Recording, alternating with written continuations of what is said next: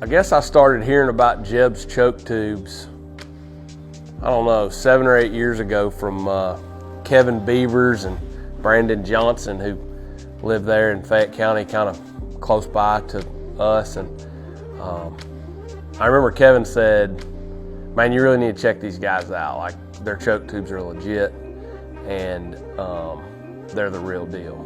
He said, I know there's a lot of gimmicks out there and a lot of people doing the same stuff. He's like, there's something to what they're doing. He said, it's amazing how well it shoots in my gun. And then I guess from there I met Mr. Bobby and Trey, probably at NWTF for the first time.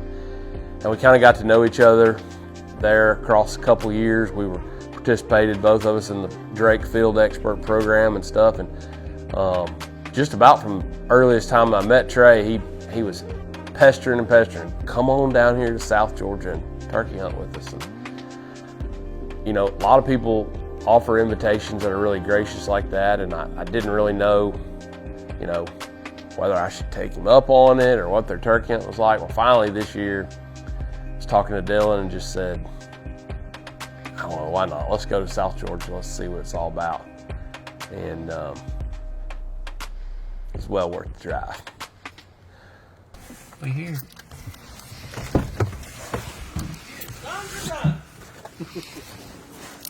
Mr. Spencer, help from it. What's happening? How you doing? How you cheering there? Good, good. Who is that in the truck with that?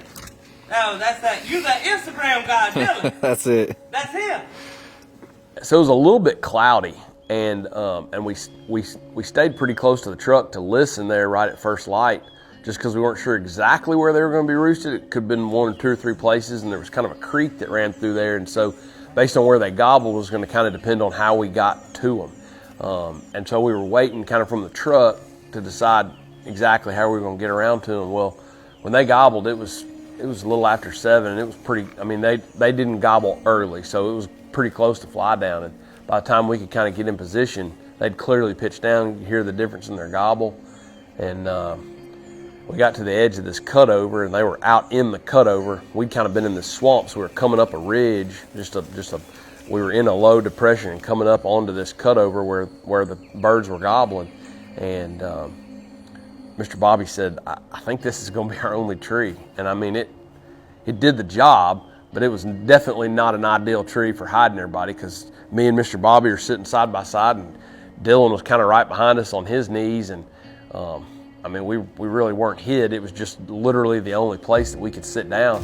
And so I started crawling out to put the decoys out, and I didn't get 10 feet from our tree, and he gobbled, and I mean, it couldn't have been past 75 yards. And there was kind of a pushed up, like a berm, a windrow, I guess is what they call it, of just the trash from where they logged that cutover. And I guess he was just right behind it. How he didn't see me, I don't know, but when he gobbled, he was very close, and he was clearly coming. So I kind of crawled on out another, maybe, I don't know, 6 or 8 feet. So we weren't even a full 15 yards. The decoys weren't from us. But we got him in the ground. I got him in the ground and kind of hightailed it back and got in this weird spot in between these 2 trees. But again, it was all we had. And Mr. Bobby said, why don't you yelp at them one time? I yelped, and man, all 4 of them cut me off. I mean, just about 3rd yelp. And they were clearly facing us, clearly fired up. So I cut just real quick and then yelped one more time, and man, they were coming on a string, and just textbook. Came right around the end of that berm, walked right into the decoy, and gave both of us just an awesome shot.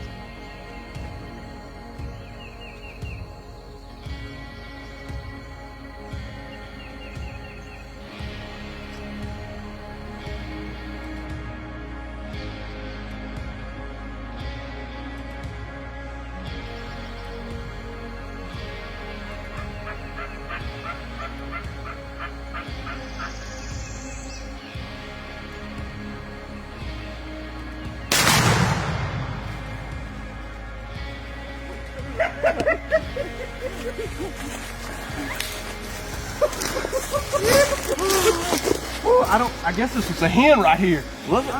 It was full gobblers. It was full of gobblers. Well, one of them got right here in between these two piles and was just looking this way. Oh, okay. I heard him gobbling. I looked. He was coming. Mr. Bobby said, I got the strutter. The one to the left of the strutter, he just had his head up tall, and I thought I might as well saw him down. Yeah, I could see him stretching. I was like, please shoot. Wasn't ready. I wasn't fixing to shoot, but it shot. But it was okay. It worked out. I heard you say, I got the strutter, and I said, perfect. I knew you was going to shoot the one with the them two stepped out to the left, and I thought there ain't no reason to shoot the one That's a on the heavy right. turkey. So we hadn't even been there 30 minutes and bam, bam, we've got 2 dead turkeys on the ground, biggins. I mean, frankly, the one I killed was just, I guess by luck, but I mean, probably the biggest eastern I've ever killed. Giant spurs, great big old beard, heavy turkeys.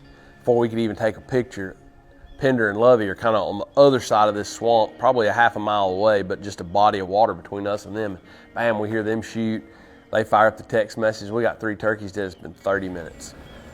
And I mean, as if our hunt was not textbook enough, by the time we even talked to them, theirs was just basically exactly the same. Birds flew down, marched right up a big logging road, big strutter, comes right into the decoy, bumps it, you know, does his deal, starts to walk off, Pender yelps, he raises his head, deal's done.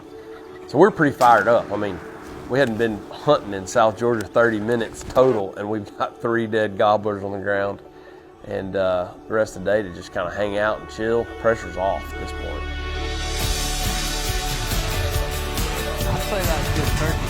Oh, hey, in 2011, me and Jimmy hit this spot in our head.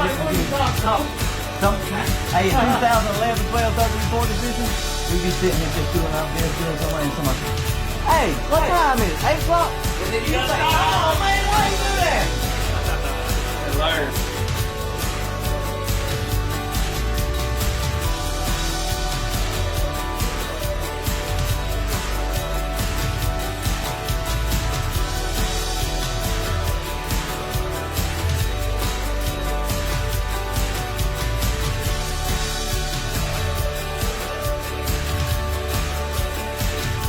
I guess that evening at dinner time, we were talking about what we were going to do the next day, and Mr. Bobby said, boy, these turkeys are acting right, and when y'all leave, I'm going to have to take Miss Cindy, that's his girlfriend. He said she'd never been before, and frankly, I think he said she'd never even heard a gobble. And so I looked at him, I said, Mr. Bobby, let's take her tomorrow. Every one of us killed plenty of turkeys. And he said, would you want to do that? And I said, yeah, we got 2 camera guys here, and this is, I mean, they're burning up. The weather's beautiful. We know where they're at. Let's take her in the morning. And so he called her. She was off work the next day, and we decided we'd slide into a different block, kind of on the same farm, but further to the west. And there's a big block of mature pines. We'd seen some sign in there that afternoon. And so we started in there first thing in the morning with Miss Cindy. Not too much.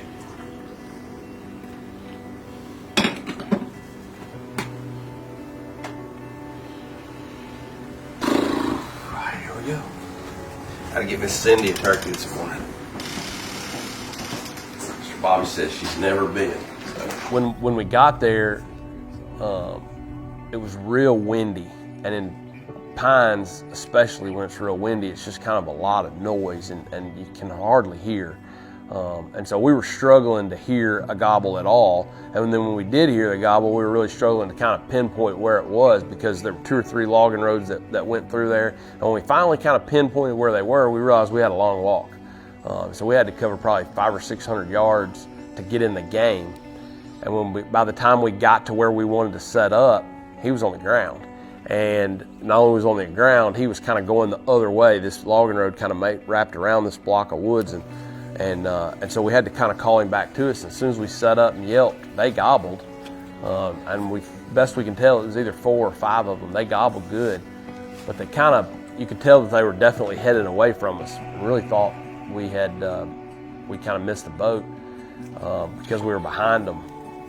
After 15 or 20 minutes of calling and just kind of being aggressive with it and pushing them a little, probably too hard, one of them gobblers broke off, and you could tell he turned, he gobbled facing us, gobbled 2 or 3 times, and he got to about 100 yards. He was in these thick pines, but when he gobbled, you could tell that he was strutting, and he had to come out of strut and gobble because it was just that full, deep rattle. You could tell he'd been strutting right before he gobbled. At that point, he got quiet, but we knew he was so close, and we could tell he'd been strutting, that we figured it wouldn't be long and he'd step out that road, and sure enough, he did.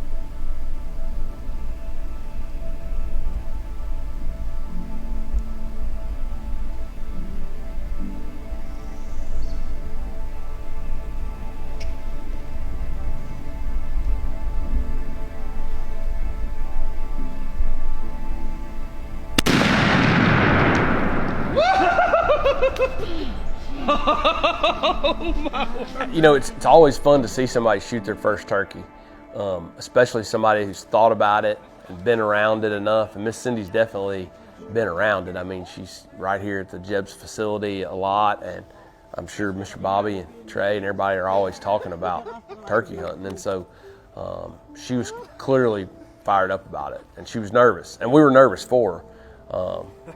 But to see her have the opportunity, number one, was really exciting. But then number two, that bird came in, and I mean, he strutted. And man, when he spit and drummed right there in the decoys, it was so loud. I think all of us were just hearts pounding. And I can only imagine that she was nervous. He got behind that decoy, and I think she thought she had a clear shot. But I think my favorite part about it was just when she shot right through that decoy. I mean, you know, Dylan's back there, it's killing him because it's not the perfect footage. But I was telling him later, you know, man, there's no better piece of footage to better explain somebody's first turkey hunt than that right there. I mean, turkey came in, did the deal. She thought she had a clear shot. She took a clear shot. She killed the bird. And I mean, that's really special. You just don't get a lot of those textbook roost hunts on somebody's first bird when you kind of need it all to line up, and it did. Pop them holes in the decoy. Well, baby, we'll have to buy him a new decoy. These don't have to float. There's a lot of really cool things I've been blessed to experience as a result of the call business. But maybe king over all those experiences has been the friendships, the relationships with people in the industry, solid folks like the Sears family who welcomed us with gracious hospitality, fed us like kings, and built us turkey guns that outperform anything available on the market. Sometimes I reflect on just what a blessing this industry and these relationships have been to me and to my family, and I'm left with a tremendous feeling of gratitude. So to all my friends in Hazlehurst, thank you for your commitment to the development of exceptional products, and thank you for your partnership in all things Rolling Thunder.